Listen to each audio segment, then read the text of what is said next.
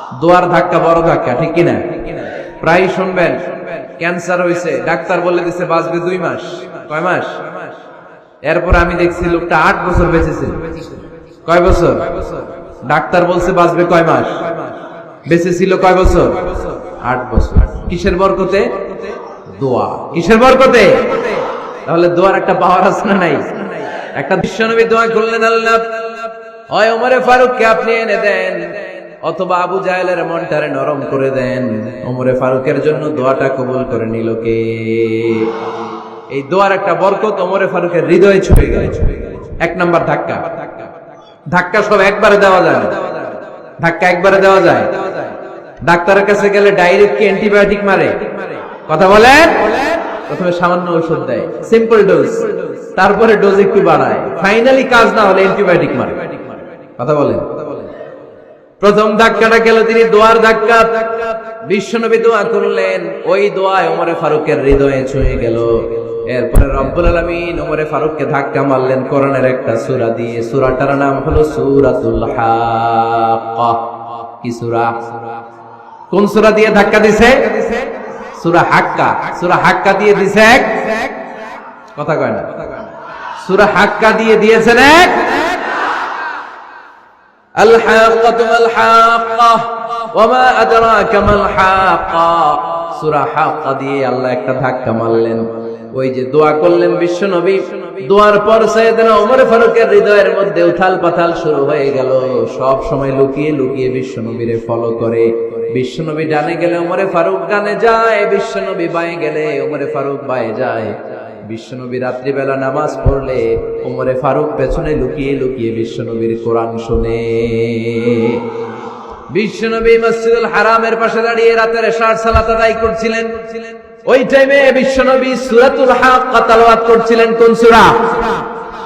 সূরাতুল হাক্কা বিশ্বনবী তেলাওয়াত করেছেন। ওমরে ফারুক মন্ত্রমুগ্ধ হয়ে বিশ্বনবীর কণ্ঠের তেলাওয়াত শুনে। বিশ্বনবীর তেলাওয়াতের কণ্ঠ আমাদের কণ্ঠের মতো নাকি? বিশ্বনবীর কণ্ঠ কারি বাসাদের কণ্ঠের মতো? আহমদ বিন ইউসুফের কণ্ঠের মতো? আমার নবীর কণ্ঠের সুরের ঝংকারের সাথে পৃথিবীর কোন কারি সাহেবের তুলনা চলবে? কত মধুর, কত সুন্দর, কত অসাধারণ তেলাওয়াত করতেন আমার বিশ্বনবী। একবার তেলাওয়াত শুনলে পাগল না হয়ে কেউ থাকতে পারত না। বিশ্বনবী ওমরে ফারুককে দেখেন নাই। ওমরে ফারুক লুকিয়ে লুকিয়ে বিশ্বনবীরে ফলো করে। বিশ্বনবী এশার সালাতে সূরা হাক্কা তেলাওয়াত করতে আরম্ভ করলেন। তেলাওয়াত করতে করতে করতে করতে বিশ্বনবী সামনের দিকে যেতে লাগলেন। বিশ্বনবীর চমৎকার কণ্ঠের তেলাওয়াত শুনে ওমরে ফারুক মুগ্ধ হতে লাগলো। ওমরে ফারুক অবাক, কিরে এত সুন্দর শব্দের গাঁথনি, এত সুন্দর বাক্য, এত সুন্দর অন্তমিল, এত সুন্দর কথা, এটা কবিতার মতো লাগে। মনে হয় মুহাম্মদ কবি হয়ে গেছে। কি হয়ে গেছে? সবাই বলেন। মনে হয় মুহাম্মদ কবি হয়ে গেছে, কাব্য প্রতিভা দিয়ে নিজেই কবিতা বানাইছে।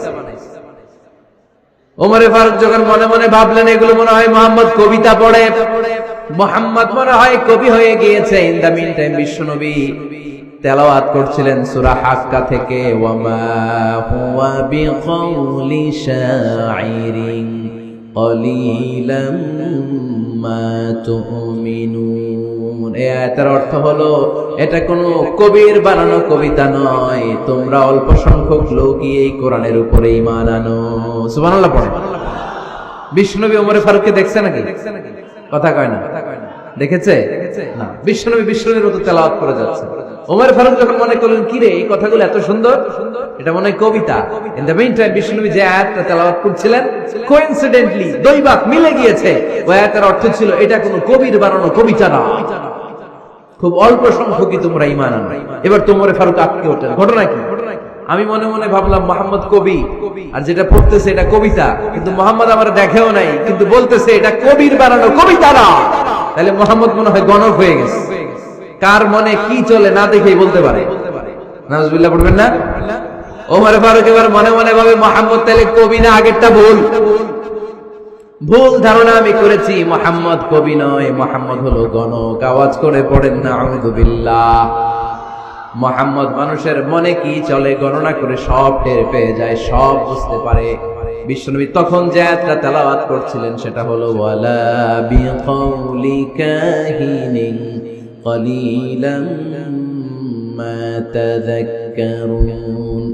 বিশ্বনবী তখন যে আয়াতটা তেলাওয়াত করছিলেন এই আয়াতের অর্থ হলো এটা কোনো গণকের বানানো কথা নয়, খুব অল্প সংখ্যক লোকই তোমরা উপদেশ গ্রহণ করো। বিশ্বনবী ওমর ফারুককে দেখে? কথা কয় না, দেখে না, কিন্তু মিলে যাচ্ছে। ওই আয়াতের পরের আয়াতটা ছিল এটা গণকের বানানো কোনো গণনা নয়, খুব অল্প সংখ্যকই তোমরা ঈমান আনো। এবার তো ওমর ফারুক বেহুশ। হায় হায়, প্রথমে ভাবলাম কবিতা, সে পড়ে যাচ্ছে না কবির বানানো কবিতা না। এরপর মনে মনে ভাবলাম মনে হয় গণক, সে বলে না এটা গণকের বানানো গণনা নয়। তাহলে এটা কি? এটা কি? কি এটা? কি পড়ে মুহাম্মদ, যার কণ্ঠের তেলাওয়াত শুনলে মানুষ পাগল হয়ে যায়। বিশ্বনবী তখন পড়তে আরম্ভ করলেন তানজিলুম মির রাব্বিল আলামিন। এর মানে হলো এটা কবিতা না, এটা গণকের বানানো গণনা না, মানুষের বানানো কিচ্ছু না, এটা গোটা বিশ্বের রব আল্লাহ পাকের বাণী। সুবহানাল্লাহ পড়ে। এই 2 নাম্বার ডোজ করলো। প্রথম ডোজ পড়ছে দোয়ার ডোজ। প্রথম ডোজ কিসের? দোয়া। 2 নাম্বার সূরা হাক্কা দিয়ে আল্লাহ দিলেন এক ধাক্কা। এই সূরা হাক্কার ওই ঘটনার পর ওমর ফারুক তো পাগল, পাগল পড়া। কি ঘটে গেল আমার সাথে ওই দিন? আমি মনে মনে যা ভাবি সব মোহাম্মদ বুঝে। আল্লাহ 2 নাম্বার ডোজ দিলেন সূরা হাক্কা দিয়ে এক ধাক্কা। সুবহানাল্লাহ পড়েন। এরপরে ওমর ফারুক প্রায় বিশ্বনবীর কথা ভাবেন, বিশ্বনবী কোথায় যান লুকিয়ে লুকিয়ে দেখেন। এবার রব্বুল আলামিন ভাবলেন এবার সূরা তাহা দিয়ে আমি 3 নাম্বার ডোজ দিয়ে দিব। পড়েন সুবহানাল্লাহ। এবার 3 নাম্বার ডোজ পাবেন, কিন্তু শয়তান ওয়াসওয়াসা দিচ্ছে, ওমর ফারুক যাও, মক্কায় ঘোষণা হয়েছে মুহাম্মদের কল্লা এনে দিতে পারলে এত এত স্বর্ণ মুদ্রা। শয়তানের ওয়াসওয়াসায় আবার ভুল পথে হাঁটতে লাগলেন সাইয়েদনা ওমর। নাঙ্গা তরবার নিয়ে বিশ্বনবীর মাথা কাটার জন্য বের হয়ে গেলেন। বনু জাহারা গোত্রের একটা লোক বলে ওমর তুমি কোথায় যাও? ওমরে ফারুক বলেন মুহাম্মাদের কল্লা কাটার জন্য যাচ্ছি। পড়েন নাউজুবিল্লাহ। আবু জাহারা গোত্রের লোক বলে তুমি মুহাম্মাদের কল্লা কাটতে যাও? আরে তোমার বোন ফাতিমা বিনতে খাত্তাব আর তোমার বোনের জামাই সাঈদ, এরা তো দুজন কালিমা পড়ে মুসলমান হয়ে গেছে। আরে মুহাম্মাদের কল্লা পরে কেটো, আগে ঘর সামলাও। যে ওমর আগে ঘর সামলাও, পরে তুমি মুহাম্মাদের কল্লা কাটতে যাও। ওমর ফারুক রেগে গেলেন, রাস্তা ঘুরিয়ে বাড়ির দিকে চলতে আরম্ভ করলেন। রাগে তিনি গড়গড় করছেন। ওমর ফারুকের বোন ফাতিমা বিনতে খাত্তাব, বোনের জামাই সাঈদ, তাদের দুইজনকে খাব্বাব রাদিয়াল্লাহু তাআলা আনহু সূরা তাহা ঘরের ভিতরে তেলাওয়াত করে শোনাচ্ছিল। পড়েন সুবহানাল্লাহ। সূরা তাহা দিয়ে আল্লাহ একটু পরে ধাক্কা মারবে আরেকবার। ওমর ফারুক যখন আসলেন, ওমর ফারুকের আওয়াজ শুনে খাব্বাব রাদিয়াল্লাহু তাআলা আনহু লুকিয়ে গেলেন। ওমর ফারুক দরজার মধ্যে কড়া নাড়লেন। বোন বলে কে তুমি? সাইয়েদনা ওমর বললেন আমি ওমর। খুলে দেওয়া হলো। ঘরের ভেতরে ঢুকেই কথা নাই বার্তা নাই, নিজের আপন বোনকে মারতে শুরু করলো ওমর। বোন জামাইকে আঘাত করতে শুরু করলো। মারতে মারতে নিজের কলিজার টুকরা বোনকে, বোনের জামাইকে সাইয়েদনা ওমর ফারুক পিটাতে পিটাতে রক্তাক্ত করে ফেললেন। গা দিয়ে ফিনকি বের হয়ে যখন রক্ত বের হয়, সাইয়েদনা ওমর ফারুকের দিলের মধ্যে মায়া তৈরি হয়ে যায়। সাইয়েদনা ওমর ফারুক বললেন আমার কলিজার টুকরা বোন আর বোন জামাই, তোরা কেন মুহাম্মাদের কথায় পাগল হলি? বুঝলাম না কেন মক্কার লোকগুলো পাগল পড়া হয়ে সব মুহাম্মাদের দলে চলে যায়। কি এমন কথা মুহাম্মদ তোদের শোনায়, কি এমন বাণী তোদের শোনায় যে বাণী শুনে সব তোরা মুহাম্মাদের দলে চলে গেলি? কি আছে মুহাম্মাদের কাছে? কি কি জাদুটা? কি কি জাদু পেলি সেখানে? আমার একটু দেখা। বোন ফাতেমা বলে না ভাই, ইন্নাকা রিজিস, তুমি নাপাক, লা ইয়ামাসসুহু ইল্লাল মুতাহহারুন, পাক পবিত্র না হয়ে আল্লাহর এই কালামে স্পর্শ করা যায় নাকি? আওয়াজ করে বলেন স্পর্শ করা যায়? ভাই তুমি গোসল করে আসো, তাহলে তোমার হাতে তুলে দিব, তুমি পড়লেই বুঝতে পারবা কি আছে আল্লাহর এই কোরআনে। সুবহানাল্লাহ। সাইয়েদনা ওমর ফারুক গোসল করে আসলেন। বোন এবার সূরা তাহা চামড়ার মধ্যে সূরাতু তাহার কিছু অংশ লিখে খাব্বাব রাদিয়াল্লাহু তাআলা আনহু লুকিয়েছিলেন ওনার হাত থেকে। সূরা তাহার অংশটা নিয়ে সাইয়েদনা ওমর ফারুকের বোন ওমর ফারুকের হাতে দিয়ে বলল, ভাই তুমি আসার আগে এই অংশটা সবাই মিলে তেলাওয়াত করছিলাম। ওমর ফারুকের হৃদয়টা তখন একেবারে নরম, কারণ আগে ধাক্কা খাইছে কয়টা? জোরে বলতে হবে। প্রথম ধাক্কাটা কিসের? হ্যাঁ, দোয়া। দ্বিতীয়টা হাক্কা, সূরার নাম হাক্কা দিয়ে দিয়েছেন আল্লাহ ধাক্কা। এবার দিলেন সূরা তহার ধাক্কা। ওমর ফারুক হাতে নিলেন, খুব ভালো আরবি জানতেন, চমৎকার আরবির অর্থ বুঝতেন, কারণ আরবি ভাষাভাষী মানুষ। হাতে নিয়ে নজর দেওয়ার পরে ওনার চোখ দিয়ে দাঁড় দাঁড় করে পানি বের হয়ে গেল।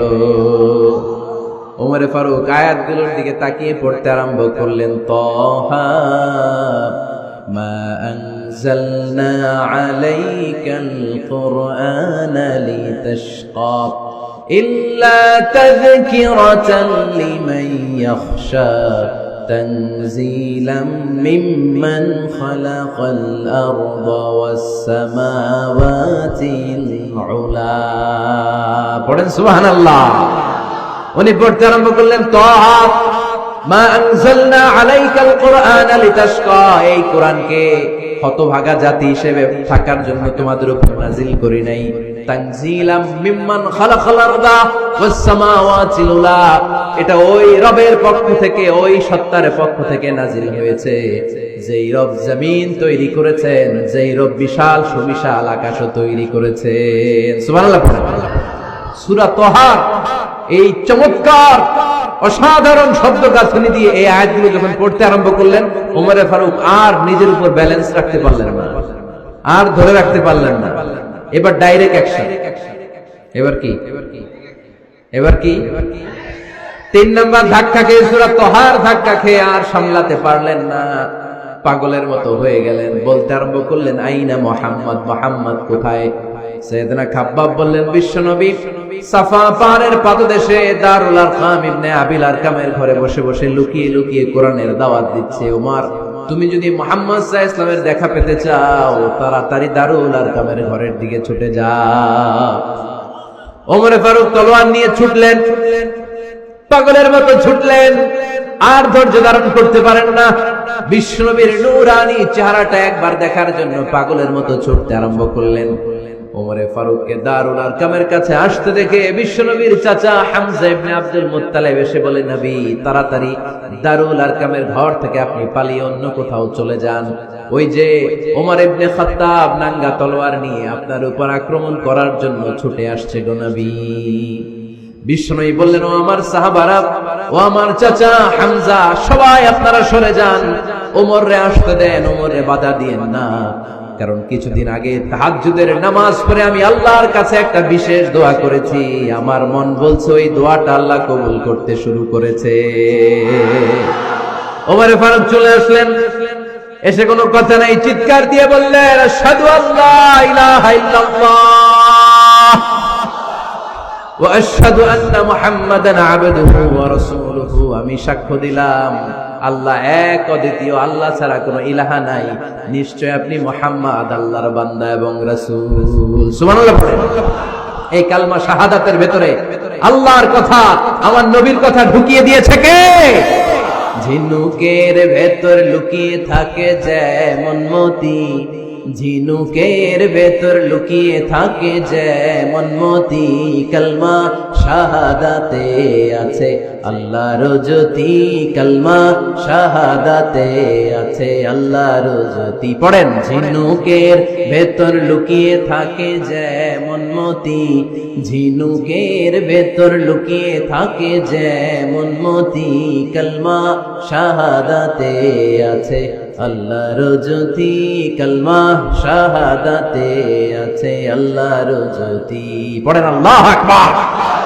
ওই শাহাদাতের জ্যোতি সাইয়েদনা ওমর ফারুকের হৃদয়টারে উজালা করে দিল। দুনিয়ার সব ভয়কে পেছনে ফেলে এক আল্লাহর ভয়কে অন্তরে ধারণ করে আওয়াজ করে বললেন, আশহাদু আল্লা ইলাহা ইল্লাল্লাহু ওয়াহদাহু লা শারীকা লাহু ওয়া আশহাদু আন্না মুহাম্মাদান আবদুহু ওয়া রাসূলুহু। পড়েন সুবহানাল্লাহ। 3টা ধাক্কা। কয়টা? সবাই বলতে হবে কয়টা? প্রথম ধাক্কাটা দোয়া, দ্বিতীয় ধাক্কা হাক্কা, তৃতীয় ধাক্কা সূরা তাহা, 3টা ধাক্কার মাধ্যমে সাইয়েদনা ওমর ফারুককে মুসলমানদের লিডার বানায় দিল কে? ওমর ফারুক কালিমা পড়ে মুসলমান হয়ে গেছে। নও মুসলিম সাহাবাদের মধ্যে আনন্দের বন্যা বয়ে গেল। বিশ্বনবী খুশি হয়ে গেলেন, আল্লাহ শুকরিয়া করলেন, আল্লাহ তুমি আমার দোয়া ফিরিয়ে দাও নাই। আমি বলেছি দুজনের একজনকে চাই, তুমি ওমরে ফারুককে দান করেছো, বলেন আলহামদুলিল্লাহ। এবার ওমরে ফারুক বিশ্বনবীর প্রশ্ন করলেন, নবী আলাসনা আলাল হক, আমি প্রশ্ন করি উত্তর দেন, আমরা কি সত্যের উপর নাই? বিশ্বনবী বললেন, বালা ওমর, আমরা এই সত্যের উপরে আছি। আমাদের কোরআন কি সত্য নয়? বিশ্বনবী বললেন, কোরআনও সত্য। আমাদের রব আল্লাহ কি সত্য নন? বিশ্বনবী বললেন, সত্য। ওমরে ফারুক বললেন, তাহলে ফিমাল ইখতিফা, তাহলে লুকিয়ে লুকিয়ে আর গোপনে দাওয়াতি কাজ কেন? আপনি সত্য নবী, কোরআন সত্য কিতাব, আমার রব আল্লাহ সত্য, আর আমি ওমর কালিমা পড়ে মুসলমান হয়ে গিয়েছি, তাহলে ফিমাল ইখতিফা, আর লুকিয়ে লুকিয়ে কোরআনের দাওয়াত দিবেন কেন? বের হন, মক্কার শহরের মাঝখানে চলে আসেন, চিৎকার করে আমরা আল্লাহর নামের ঘোষণা দেব। বিশ্বনবী বললেন, না ওমর,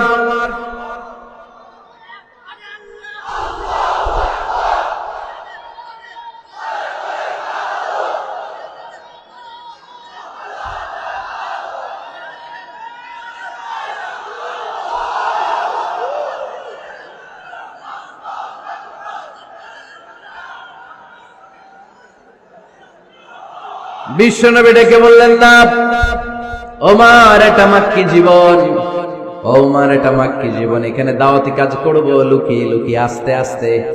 আল্লাহ যখন আমাদেরকে বিজয়ী করে দিবেন, তখন আমরা প্রকাশ্যে দাওয়াত দিলে কোনো সমস্যা নাই। সাইয়েদনা ওমর ফারুক বলেন, না ও নবী, আমার উপর ছেড়ে দেন, আমি দেখবো আপনি আমারে শুধু মক্কার জমিনে একটা মিছিল দেওয়ার অনুমতি দেন। কিসের অনুমতি? আল্লাহর নামের তাকবীর দেওয়ার অনুমতি দেন। বিশ্বনবী বললেন, ঠিক আছে, সাবধানে তাকবীর দিও। ওমরে ফারুক তাকবীর দেওয়ার জন্য লক্ষ্য খুঁজতে আরম্ভ করলেন। নও মুসলিম 11 জন সাহাবাকে খুঁজে পেলেন। কয়জন? ওমরে ফারুক বললেন, 11 জনই চলবে। 11 জনকে 2 লাইন করলেন। কয় লাইন? পিছনে 6 জন, সামনে 5 জন। পিছনের লাইনের নেতা বানিয়ে দিলেন বিশ্বনবীর চাচা হামজা ইবনে আব্দুল মুত্তালিবকে। প্রথম লাইনের 5 জনের নেতৃত্ব দিতে আরম্ভ করলেন সাইয়েদনা ওমরে ফারুক নিজেই। 2 লাইন তাকবীর দিতে জানলে বেশি মানুষ লাগে না, 10 জন দিয়ে গোটা বিশ্বটারে কাঁপিয়ে দেয়া যায়। 11 জন, 6 আর 5। ওমর ফারুক সামনে দাঁড়ালেন। ওমরে ফারুক সামনে দাঁড়িয়ে এবার আল্লাহর নামের স্লোগান দিবেন। ওমরে ফারুক বললেন, আমরা খুব লম্বা চূড়া স্লোগান দিব না, খুব ছোট্ট। দারুল আরকামের ঘর থেকে কাবা ঘর পর্যন্ত, বাইতুল্লাহ পর্যন্ত, এতটুকু জায়গা আমরা তাকবীর দিতে দিতে সামনের দিকে এগোবো। পৃথিবীর কোনো শক্তি আমাদেরকে থামায় দিতে পারবে না। ওমরে ফারুক তখন এক বাক্যের একটা ভাষণ দিলেন। কয় বাক্যের? ওমরে ফারুক সামনে দাঁড়িয়ে বললেন, মান আরাদা আন তাসকুলা উম্মুহ ইয়া জামা ওয়ালাদু তারমিলা যাওজাতুহু ফালিয়াসুদ্দানি। কে আছো? মান আরাদা আন তাসকুলা উম্মুহ, কে আছো মায়ের বুক খালি করতে চাও? ইয়া জামা ওয়ালাদু, কে আছো বাচ্চাগুলারে, সন্তানগুলারে ইতিম বানাতে চাও? তারমিলা যাওজাতুহু, কার এত বড় বুকের পাটা আছে দেখি, কে আছো স্ত্রীকে বিধবা বানাতে চাও? বুকের পাটা থাকলে আমি ওমরে থামাও, যদি সাহস থাকে আমি ওমরের মিছিল থামাও।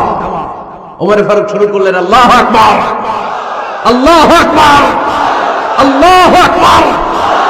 স্লোগান দিতে দিতে সাইয়েদনা ওমরে ফারুক কাবার গিলাফ যে স্পর্শ করলেন, ওমরে ফারুকের এই স্লোগান কেউ থামাতে পারে নাই। কিয়ামত পর্যন্ত এই আল্লাহর নামের স্লোগান কেউ থামাতে পারবে না। চিল্লায় বলো ঠিক কিনা?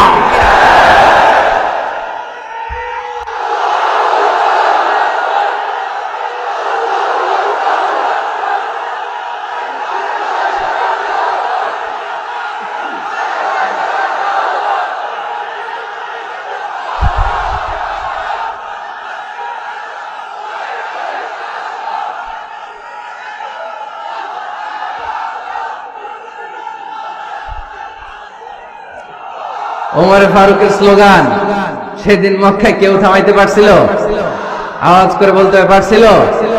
এখনো আল্লাহর নামের স্লোগান কেউ থামাই দিতে পারবে? কিয়ামত পর্যন্ত আমার রবের স্লোগান কেউ থামাতে পারবে? পারবে না। ওমরে ফারুক স্লোগান দিলেন, আবু জাহেল, উতবা, শাইবা, ওয়ালিদ ইবনে মুগীরা আল্লাহু আকবার ধ্বনি শুনে বাইরে আসছে। কিরে এত বড় স্লোগান, আমাদের কাছ থেকে পারমিশন নেয় নাই, অনুমতি নেয় নাই। অনুমতি নেওয়া ছাড়াই স্লোগান শুরু। বের হয়ে দেখে মিছিলের সামনে ওমর।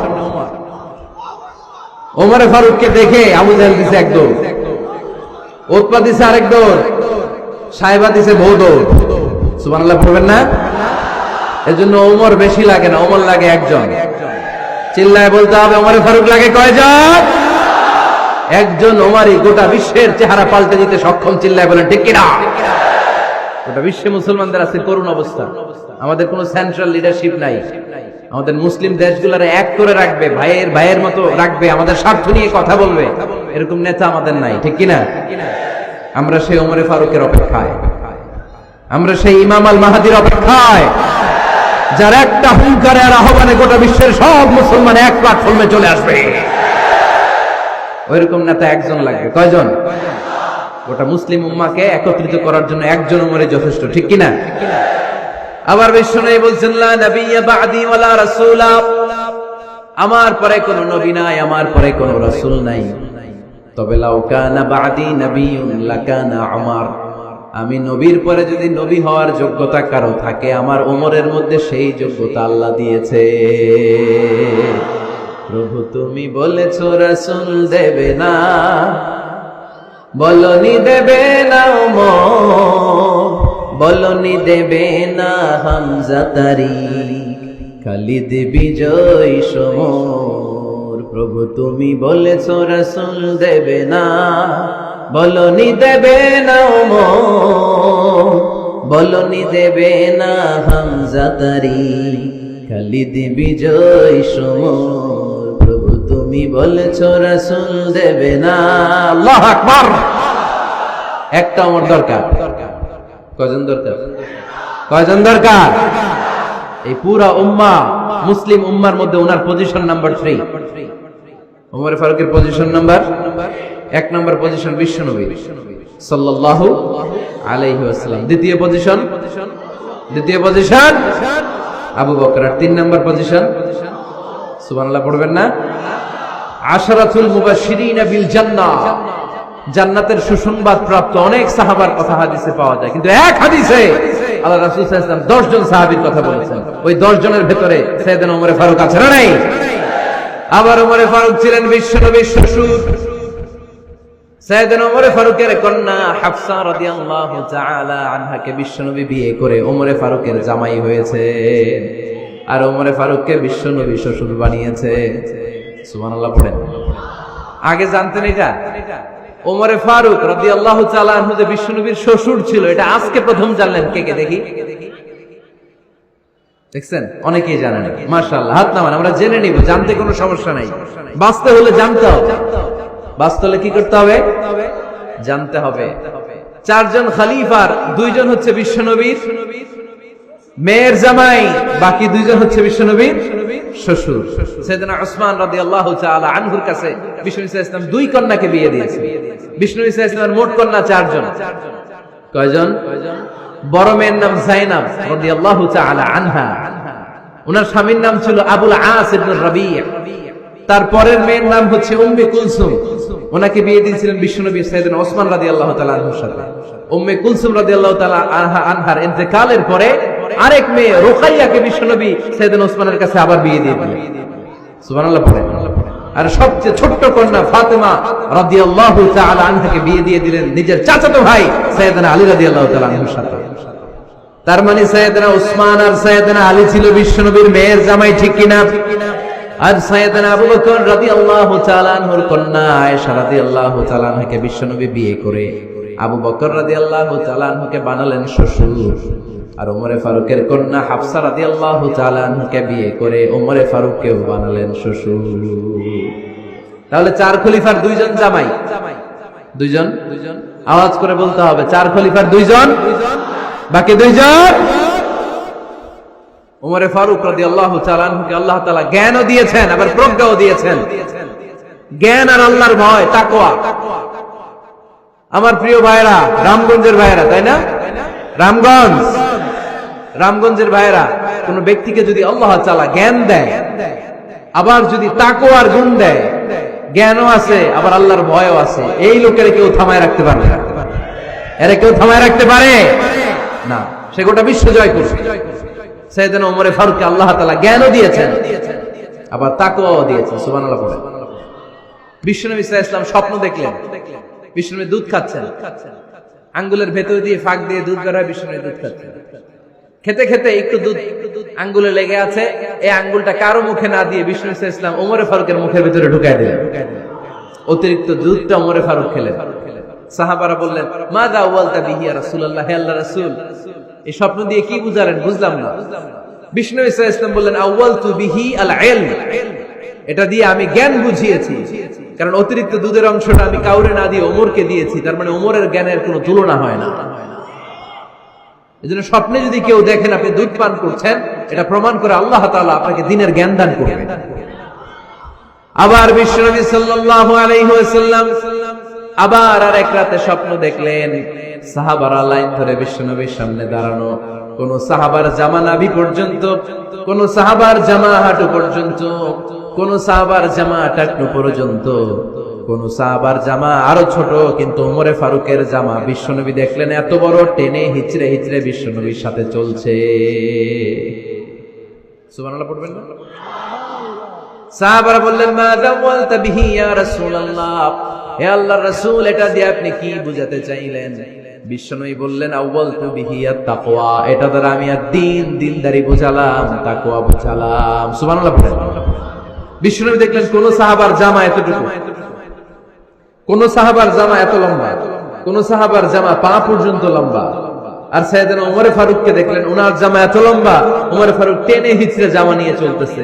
বিশ্বনবী বুঝাতে চাইলেন, ওমরের যেহেতু জামা লম্বা, ওমরের ভেতরে আল্লাহর ভয়, দ্বীনদারিও খুব বেশি। চিল্লায় বলেন ঠিক কি না? জ্ঞানও দিয়েছেন, আবার দ্বীনদারিও দিয়েছেন। এই দুইটা জিনিস যদি থাকে, এই পৃথিবীতে তাকে সফল রাষ্ট্রনায়ক বানায় দেয় কে? আবার এই পৃথিবীর বুকে যত নারীরা জান্নাতে যাবে, সব নারীদের সর্দারিনী হবে সাইয়্যিদাতুনা ফাতিমা রাদিয়াল্লাহু তাআলা আনহা। এই দুনিয়াতে যত যুবকরা জান্নাতে যাবে, তাদের সর্দার হবে সাইয়েদনা হাসান আর হুসাইন রাদিয়াল্লাহু তাআলা আনহুমা। আর এই দুনিয়ার বুকে যত বয়স্ক মানুষেরা জান্নাতে ঢুকবে, তাদের নেতৃত্ব দিবেন সাইয়েদনা আবু বকর আর সাইয়েদনা উমর। বয়স্ক যারা আছেন, আপনাদের নেতৃত্ব দিবে কে? হ্যাঁ, একজন কয় আল্লাহ। না, আল্লাহ তো তোমার জান্নাত দিবে, তোমার জান্নাতে নিয়ে যাবে কে? সাইয়েদনা আবু বকর, সাইয়েদনা উমর। আর ইয়াং যারা তোমরা এসেছো, তোমরা যখন জান্নাতে ঢুকবে, তোমাদের লিডারশিপ নিবে কে? হাসান আর হুসাইন রাদিয়াল্লাহু তাআলা আনহুমা। আর নারীরা যারা জান্নাতে প্রবেশ করবে, এই নারীদের নেতৃত্ব দিবে বিশ্বনবীর কলিজার টুকরা, নয়নের বুটুলি সাইয়্যিদাতুনা ফাতিমা রাদিয়াল্লাহু তাআলা। সুবহানাল্লাহ পড়বেন না? ওমরে ফারুক, the super hero of Muslim উম্মাহ। আমরা কাদেরকে সুপার হিরো বানায় রাখছি আমরা জানি না। এই নায়ক নায়িকা, গায়ক গায়িকা, মডেলরা, চোখ ধাঁধানো গ্ল্যামার নিয়ে যারা চলে, এরা আমাদের মডেল নয়। আমাদের মডেল সাইয়েদনা ওমরে ফারুক। ঠিক কিনা? ঠিক কিনা? ওমরে ফারুক মসজিদে নববীর খতিব, খুতবা দিচ্ছেন। আপনারা কথা শুনতেছেন? কষ্ট হচ্ছে? কষ্ট হচ্ছে কার কার দেখি? তোমার? এরে বাইদা রাখেন রশি দিয়ে এই জায়গায়। বেশি লাফালাফি করতেছো, আর লাফাবা না, ঠান্ডা মাথায় শোনো। ওকে, মাশাআল্লাহ, ভালো ছিল। থাক, বাধার দরকার নাই, এমনি বসে থাকবে। মনোযোগ আছে না গেছে? আছে? আচ্ছা, আরো কয়েক মিনিট শুনবেন না? আচ্ছা। ওমরে ফারুক রাদিয়াল্লাহু তাআলা আনহু জুমার খুতবা দিচ্ছেন। ওঠা বসা করলে আমি আলোচনা বন্ধ করে দেব। নো ওয়ে, নো ওয়ে, কেউ উঠতে পারবে না। সময় দিয়েছিলাম 1 মিনিট। যার উঠে যেতে মনে চায়, সকাল থেকে বসে আছেন, ওয়াশরুমে যাবেন, যান, সময় দিলাম, এরপরে উঠা বসা কেন? আবার একজন উঠতে পারবে না। এদেরকে টাইনা নামান তো, বসান, টান দেন, জামা ধরে টান দেন। হ্যাঁ, টানেন। হ্যাঁ, ঠিক আছে, আরো জোরে বসান, টাইনা বসান। হ্যাঁ, ঠিক আছে, এদেরকে টান দেন, এদের বসান, এগুলো জামা ধরেন, জামা ধরেন, ধরেন, চাদর ধরেন। হ্যাঁ, ঠিক আছে, এই দাঁড়াইছে, গেড়ে বসো, বস। এবার এদিকে তাকান। ওমর ফারুক জুমার খুতবা দিচ্ছেন। কিসের খুতবা? খুতবার মাঝখানে হঠাৎ চিৎকার মেরে বললেন, ইয়া সারিয়াত ইবনে জানিমিল জাবাল, বিল জাবাল, ইয়া সারিয়াত ইবনে জানিমিল জাবাল, মানে এই সারিয়া, এইদিকে না, জাবাল, পাহাড়ের দিকে, জাবাল, জাবাল, গো টু দা মাউন্টেন, পাহাড়ের দিকে যাও। এই কথা বলে আবার থেমে খুতবা দেওয়া শুরু করলেন। সাহাবারা আগা মাথা কিছুই খুঁজে পেল না। আগের কথার সাথে মিল নাই, পরের কথার সাথে মিল নাই। জুমার নামাজ শেষ। সাহাবারা বললেন, আমিরুল মুমিনিন, খলিফাতুল মুসলিমিন ওমর ফারুক জুমার খুতবা দেওয়ার সময় হঠাৎ চিৎকার মেরে বললেন, ইয়া সারিয়াত ইবনে জানিমিল জাবাল। আপনার এই বাক্যের সাথে আপনার খুতবার আগের কথার কোনো মিল পেলাম না, পরের কথারও কোনো মিল পেলাম না। আপনি বুঝিয়ে বলেন, কেন বলেছেন আমরা তো বুঝলাম না। সাইয়েদনা ওমর ফারুক বলেন, আমি যখন জুমার খুতবা দিচ্ছি হঠাৎ আমার চোখের মধ্যে ভেসে উঠলো ওই যে গত কয়েক মাস আগে আমি আমার মুসলিম সেনাপতিকে ইরানে, পারস্যে, ওই ইরানের বিশাল রাজ্যে যুদ্ধের জন্য পাঠিয়েছি। আমি দেখলাম যুদ্ধের একটা ভয়ঙ্কর মুহূর্তে আমার মুসলিম সেনাপতি ভুল দিকে চলতে আরম্ভ করেছে। বাম দিকে তার পাহাড়, ডান দিকে উপত্যকা। ডান দিকে যদি সে চলে যায়, উপত্যকায় চলে যায়, শত্রু বাহিনীর হাতে ধরা খেয়ে সব মারা যাবে। আর আমার সেনাপতি যদি মুসলিম বাহিনীকে নিয়ে পাহাড়ের উপর উঠে যায়, আল্লাহর মেহেরবানিতে এই যুদ্ধেও তারা জয়লাভ করবে। এজন্য আমি মসজিদের মিম্বারে দাঁড়িয়ে রব্বুল আলামিন আমার চোখের সামনে ওই যুদ্ধক্ষেত্রের দৃশ্যপটটা তুলে ধরেছে, ওইটা দেখে আমি এখানে দাঁড়িয়ে আমার সেনাপতিকে কমান্ড দিয়েছি। পড়েন সুবহানাল্লাহ। যেন তেন মানুষ না এটা। জুমার মিম্বারে দাঁড়িয়ে 1000 কিলোমিটার দূর পারস্যে কি হচ্ছে সেটাও দেখতে পেতেন আল্লাহর মেহেরবানিতে। সুবহানাল্লাহ পড়েন। সাহাবারা বিশ্বাস করে নিলেন, কিন্তু মুনাফিক টাইপের যেগুলো, এগুলো বলে এটা আবার কেমন কথা, উনি আছেন মদিনার মিম্বারের মধ্যে দাঁড়িয়ে, হাজার হাজার কিলোমিটার দূরে কি হচ্ছে উনি দেখবেন কেমনে। এরা বিশ্বাস করলো না, সাহাবারা সবাই বিশ্বাস করলো, মুনাফিক গুলো বিশ্বাস করলো না। তারা মনে মনে ভাবলো, এই মুসলিম সেনাপতি বিজয়ের বেশে যেদিন মদিনায় আসবে, আমরা মদিনার উপকণ্ঠে দাঁড়িয়ে থাকবো, ওদেরকে জিজ্ঞেস করবো এমন এমন দিন ওমরে ফারুকের কণ্ঠের কোনো আওয়াজ শুনতে পেরেছিলে কিনা। বিজয়ী বেশে সাহাবারা যখন ফিরে আসতো, সব মুমিনরা আহলান ওয়া সাহলান জানাতে ওনাদেরকে রিসিভ করতে যেত, মুনাফিক গুলো যেত না। কিন্তু ওই দিন মুনাফিকরা সবার আগে যায় হাজির। মুসলিম সেনাপতি যখন ঢুকলো, জিজ্ঞেস করলো, মুসলিম সেনাপতি, এত দিন আগের কথা, জুমার দিন দুপুর বেলা যুদ্ধক্ষেত্রে হঠাৎ করে আমিরুল মুমিনিনের কোনো কথা তুমি তোমার কান দিয়ে শুনতে পেরেছিলে কিনা বলো। সেনাপতি বলল, তোমরা কেমন করে বুঝলা, কেমন করে তোমরা জানলা? তোমরা ঠিকই জেনেছো, ঠিকই ধরেছো, ঠিকই বলেছো। যুদ্ধের কঠিন মুহূর্তে ভুল করে আমি উপত্যকার দিকে মুসলিম বাহিনীকে নিয়ে ছুটতে আরম্ভ করেছিলাম। হঠাৎ করে আমিরুল মুমিনিনের একটা কণ্ঠ আমার কানের ভেতরে ভেসে আসলো। আমি শুনতে পেলাম, ইয়া সারিয়াত ইবনে জানিমিল জাবাল, ডান দিকে উপত্যকার দিকে যেও না, তাড়াতাড়ি বাম দিকে পাহাড়ের উপর চড়ে যাও। শুনেছি আমি, আমার নিজ কানে শুনেছি, তোমরা কি করে জানলে? আমি নিজে শুনেছি। সেদিন আমিরুল মুমিনিনের এই ইনস্ট্রাকশন, এই গাইডলাইন যদি আমরা ফলো করতে না পারতাম, শত্রু বাহিনীর হাতে আমরা কচুকাটা হতাম। আমাদের চেহারা, আমাদের আত্মীয় স্বজনরা তোমরা কেউ দেখতে পেতে না। পড়েন সুবহানাল্লাহ। This is our super hero. আমাদের সুপার হিরোর নাম কি? চিল্লায় বলতে হবে, ওমরে ফারুক রাদিয়াল্লাহু তাআলা আনহু। এভাবে গাইডলাইন দিয়েছেন উম্মতকে, এভাবে ইনস্ট্রাকশন দিয়েছেন।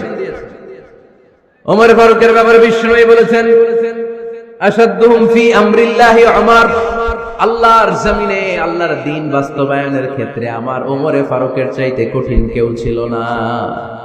এজন্য ওমরে ফারুককে মুনাফিকরা জমের মতো ভয় পেত। কারা ভয় পেত? এমনকি শয়তানও ভয় পেত। সুবহানাল্লাহ পড়েন। বিশ্বনবী বলতেন, মা লাকিয়াকা শাইতানু সালিকান ফাজ্জান ইল্লা সালাকা ফাজ্জান গায়রা ফাজ্জিন। ওমর, তোমার যদি ইবলিস শয়তান এই রাস্তা দিয়ে হেঁটে আসতে দেখে, ইবলিস শয়তান এই রাস্তা রেখে দিয়ে অন্য রাস্তা দিয়ে হাঁটে। ওমর তুমি যদি এই রাস্তা দিয়ে হাঁটো, শয়তান জীবনে ওই রাস্তা দিয়ে হাঁটবে না, এই রাস্তা দিয়ে আরেক রাস্তা দিয়ে হাঁটে। সুবহানাল্লাহ কইতে বললেন না? আল্লাহর হাবিব সাল্লাল্লাহু আলাইহি ওয়াসাল্লামের স্ত্রীরা মাঝে মাঝে রাসূল সাল্লাল্লাহু আলাইহি ওয়াসাল্লামের কাছে বায়না ধরতে, নবী আমাদেরকে এইটা দেন, ওইটা দেন, আমাদের ঘরে এইটা নাই, ওইটা নাই। বিশ্বনবীকে আমার কাছে কিচ্ছু নাই, থাকলে এমনি থাকো, নাইলে যাও। কিন্তু বিবিরাও ছাড়ে না, নবী আমাদের এইটা দেন, ওইটা দেন, বায়না ধরছে সব বিবিরা। বিশ্বনবীর স্ত্রী ছিল কয়জন? হ্যাঁ, কয়জন? 11 জন। দাসী 2 জন, সব মিলে 13 জন। 11 স্ত্রী ধরছে, নবী এটা দেন, ওইটা দেন। বিষ্ণুনবী বলে কিছু নাই, স্ত্রীরাও ছাড়ে না। ইন দ্য মিন টাইম বিষ্ণুনবী হঠাৎ একটা সালাম শুনতে পেলেন। কে যেন দরজার মধ্যে এসে দাঁড়িয়ে নক দিচ্ছে আর বলছে আসসালামু আলাইকুম ওয়া রাহমাতুল্লাহ। বিষ্ণুনবী সালামের উত্তর দিলেন ওয়া আলাইকুমুস সালাম ওয়া রাহমাতুল্লাহ। আর বিষ্ণুনবী বুঝতে পেলেন এটা সাইয়েদনা ওমরে ফারুকের কণ্ঠ। কার কণ্ঠ? সালামের উত্তর দিয়ে বিবিদের দিকে তাকায় দেখে একটা বিবিও নাই, সব অন্দরমহলে দৌড়। সুবহানাল্লাহ কইবেন না? এটারে ভয়ের কারণে দৌড়, এটা বলে না, শ্রদ্ধার কারণে, তার হাইবাতের কারণে। হাইবাত পার্সোনালিটি, এটাকে বলে হাইবাত ওমর। ওমরে ফারুকের হাইবাত পার্সোনালিটি এত স্ট্রং ছিল, ওনাকে দেখলেই মানুষ ভয় পেত, ইসলামের জন্য ভয়। সুবহানাল্লাহ পড়তে হবে। বিশ্বনবীর কলিজার টুকরা স্ত্রী আম্মা জান আয়েশা রাদিয়াল্লাহু তাআলা আনহা, উনি নিজে ওমরে ফারুককে ভয় পেতেন, নিজেও ভয় পেতেন। মাঝে মাঝে বিশ্বনবীর সাথে ঝগড়া হয়ে গেলে, মধুর ঝগড়া, ভালোবাসার ঝগড়া যদি হয়ে যেত, বিশ্বনবী বলতেন আয়েশা চলো মিটমাট করে ফেলো, ঝগড়া করার কয়দিন থাকো, চলো মিটমাট করি। তো মিটমাট করার জন্য রাজি আছো? আম্মা জান আয়েশা বলতেন হ্যাঁ রাজি আছি। তো কারে আনা যায়? ওমরে ডেকে আনি মিটমাট করার জন্য। আয়েশা রাদিয়াল্লাহু তাআলা আনহা বলে ওরে বাপ রে বাপ, ওমর না না, ওমর খালিজ, ওমরে ফারুককে ভয় লাগে আমার। সুবহানাল্লাহ কইবেন না? বিশ্বনবী যখন বলতেন আয়েশা তাহলে তোমার আব্বুকে ডেকে আনি, আম্মা জান আয়েশা বলতেন ঠিক আছে আব্বুকে ডেকে নিয়ে আসেন। আবু বকর রাদিয়াল্লাহু তাআলা আনহুরে ডেকে নিয়ে আসেন। আমার আব্বুর মতো নরম দিলের মানুষ আমি জীবনে দেখি নাই। আবু বকর রাদিয়াল্লাহু তাআলা খুব নরম দিলের লোক ছিলেন, তার বিপরীতে ওমরে ফারুক ছিলেন খুব কঠিন মেজাজের। দুইটাই লাগে, কথা কন, নরমও যেমন লাগে, গরমও লাগে। নরম গরমের সমন্বয় দরকার আছে না নেই? আর সুপার হিরো ওমরে ফারুক রাদিয়াল্লাহু তাআলা আনহু।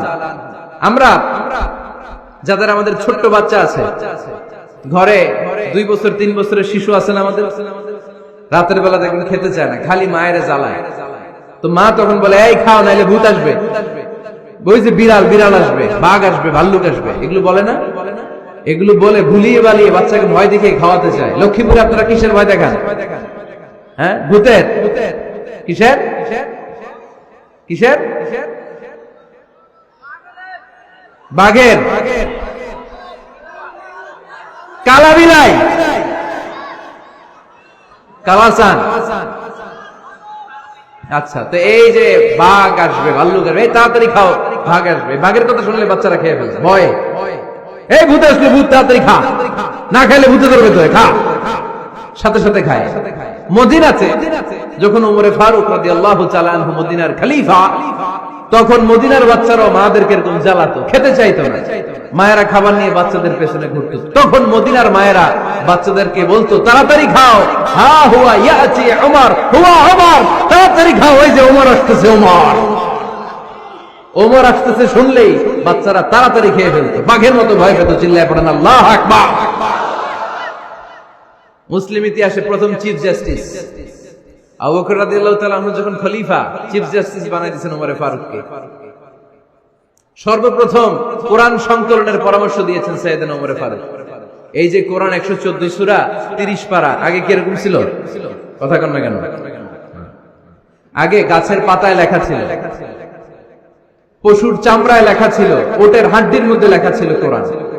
এভাবে যখন হাফেজে কোরআন সাহাবারা শহীদ হতে আরম্ভ করলো, এক যুদ্ধে টানা 70 জন হাফেজে কোরআন সাহাবা নিহত হলেন, শহীদ হলেন।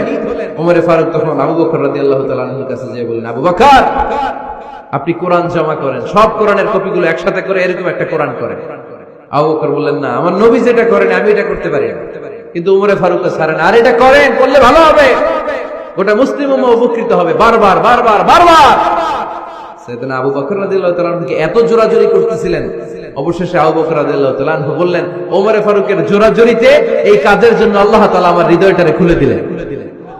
আল্লাহ আমার হৃদয়ের ভিতরে ইলহাম করে দিলেন, আর আল্লাহ বুঝাতে চাইলেন, আবু বকর ওমরের কথাই শোনো, ওমর যেটা বলে তেমনটাই করো। কারণ ওমরে ফারুককে বলা হয় মুহাদ্দাস। কি বলে? সবাই বলেন কি বলে? মুহাদ্দিস নামিয়া। মুহাদ্দিস মানে যে হাদিস বিশারদ, আর মুহাদ্দাস মানে যার মুখ থেকে আল্লাহর কথাগুলো বের হয়। আল্লাহ কি বলতে চায়, আল্লাহ তাআলা ওই কথাগুলো, ওই ভাবনাগুলো ওই লোকের মুখ দিয়ে বের করে দেয়। জোরে পড়েন সুবহানাল্লাহ। বিষ্ণু বললেন লিকুল্লি উম্মাতিন মুহাদ্দাস, সব উম্মতের মধ্যে আল্লাহ তাআলা একজন করে মুহাদ্দাস পাঠায়। আমার উম্মতের মধ্যে মুহাদ্দাস লোকটার নাম হলো ওমর। বিভিন্ন সময়ে ওমরে ফারুক যেমনটা ভাবতেন ঠিক তেমন কোরআনের আয়াত পাঠিয়েছে কে? মদিনার সবচেয়ে বড় মুনাফিকের নাম হচ্ছে আব্দুল্লাহ ইবনে উবাই ইবনে সালুল। নাম শুনছেন? মুনাফিক চিনেন তো আপনারা? ভিতরে এক বাইরে আরেক, তার নাম সর্দার হচ্ছে আব্দুল্লাহ ইবনে উবাই ইবনে সালুল। ইন্তেকালের পরে তার ছেলে আব্দুল্লাহ এসে বলে, ইয়া রাসূলুল্লাহ, এটা চমৎকার ঘটনা, মনোযোগ দিয়ে শুনুন।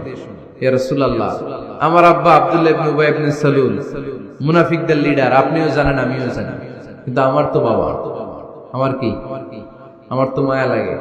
ইয়া রাসূলুল্লাহ, আমার আব্বা ইন্তেকাল করেছে, আপনার গায়ের একটা জামা খুলে দেন। কি খুলে দেন? এই জামাটা দিয়ে আমার বাবারে দাফন দিয়ে দাও, আর আপনি যে আমার বাবার জানাজার নামাজের ইমামতি করবেন, আসেন। ওমরে ফারুক বললেন, না, আপনি যাবেন না। বিশ্বনবী দয়ার নবী, মায়ার নবী, রহমতের নবী, মায়া লেগে গেছে, আব্দুল্লাহর চোখের পানি দেখে যেতে আরম্ভ করলেন। ওমরে ফারুক বললেন, খবরদার, নবী যাবেন না। বিশ্বনবী যাওয়ার জন্য রওনা হলেন। ওমরে ফারুক বিশ্বনবীর জুব্বা টেনে ধরলেন। সুবহানাল্লাহ। আমাদের দেশে হইলে কি বলতাম আমরা? বেয়াদবি করছে না? না, সম্পর্কটা এমন ছিল। ওমর ফারুক জুব্বা টেনে ধরেছেন। যখন আল্লাহ আয়াত নাযিল করলেন, ইস্তাগফির লাহুম আও লা তাস্তাগফির লাহুম ওয়া ইন তাস্তাগফির লাহুম ৭০ মাররাতান ফালাই ইয়াগফিরাল্লাহু লাহুম।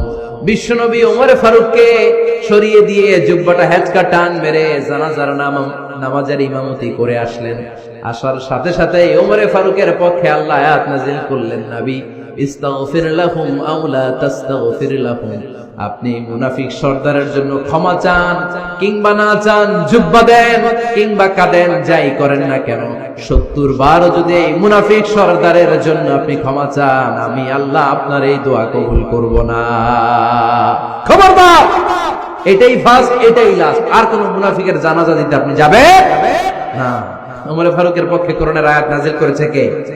ওইরকম ওমর আমাদের কয়টা লাগবে? চিল্লায় বলতে হবে কয়টা? কারণ সাইয়েদনা ওমরে ফারুক আমাদের অনুপ্রেরণা, সাইয়েদনা আবু বকর আমাদের অনুপ্রেরণা, হামজা আমাদের অনুপ্রেরণা, সাইয়েদনা বেলাল ইবনে রাবাহ আমাদের অনুপ্রেরণা। নায়ক নায়িকা, গায়ক গায়িকা আমাদের অনুপ্রেরণা নয়। এজন্য আমরা সাহাবীদের জীবনী পড়ি। রাজি আছেন? হাত তুলে আল্লাহরে দেখান, আওয়াজ করে বলেন আল্লাহ, আরো জোরে বলেন আল্লাহ। নবীর সাহাবারা আমাদের মডেল, আমরা যেন সাহাবাদের দেখানো পথে মতে থাকতে পারি, চলতে পারি, আমল করতে পারি, সমাজটারে পরিবর্তন করতে পারি। তুমি তৌফিক দাও, আমিন। আর জোরে পড়ি আমিন। আমরা যখন সাহাবাদের জীবনী পড়ি, ওমরে ফারুকের জীবনীতে এরকম অসাধারণ অনেক অনুপ্রেরণা আপনি খুঁজে পাবেন। সাইয়েদনা আবু বকরের জীবনী থেকে অনেক অনুপ্রেরণা আপনি খুঁজে পাবেন। এগুলো আপনার ঈমানকে চাঙ্গা করবে, আল্লাহর পথে অটুট থাকতে আপনাকে সহায়তা করবে। রাজি আছেন তো সবাই? আল্লাহ আমাদের সবাইকে কথাগুলো বুঝা আমল করার তৌফিক দান করুক। আমরা সবাই পড়ি আমিন।